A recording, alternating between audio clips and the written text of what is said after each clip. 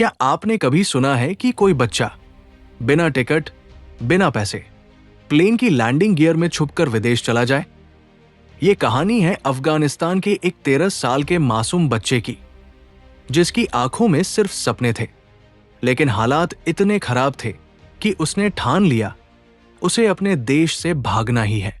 अफगानिस्तान में लगातार अस्थिरता, गरीबी और संघर्ष से तंग आकर उसने सोचा कि काबुल से दिल्ली जाना ही उसकी जिंदगी बदल देगा।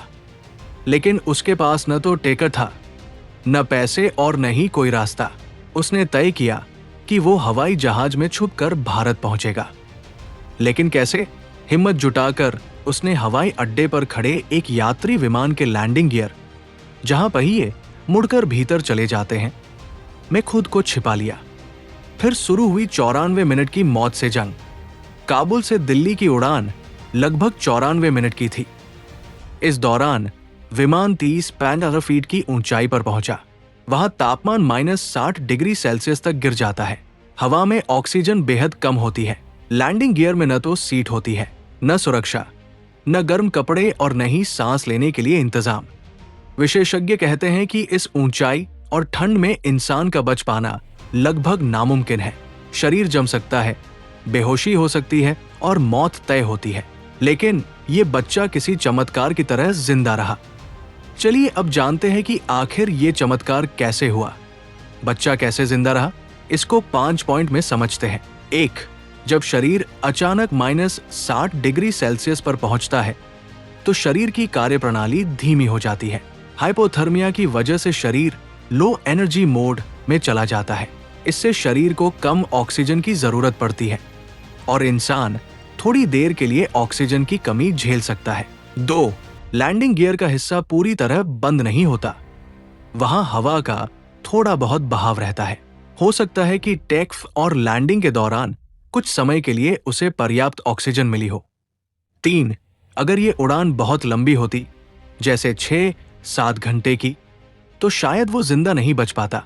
लेकिन सिर्फ 1.5 घंटे की फ्लाइट थी और शरीर इतने समय तक ऑक्सीजन की कमी और ठंड झेल सका। 4. 13 साल के बच्चे का शरीर हल्का और लचीला था। वयस्कों की तुलना में बच्चों में सर्वाइवल एडेप्टेशन ज्यादा होता है। 5. कई मामलों में लोग लैंडिंग गियर में छुपकर उड़ान भरते हैं और रास्ते में ही मर जाते हैं। इस बच्चे का बच जाना मेडिकल और साइंटिफिक रूप से भी चमत्कार ही माना जाएगा। यानी कि उसकी कम उम्र, शरीर का लो एनर्जी मोड में जाना और फ्लाइट ड्यूरेशन का छोटा होना, इन सब ने मिलकर उसकी जान बचाई। जैसे ही विमान दिल्ली एयरपोर्ट पर उतरा, सुरक्षा कर्मियों ने लैंडिंग गियर से उस बच्चे को बाहर आते देखा।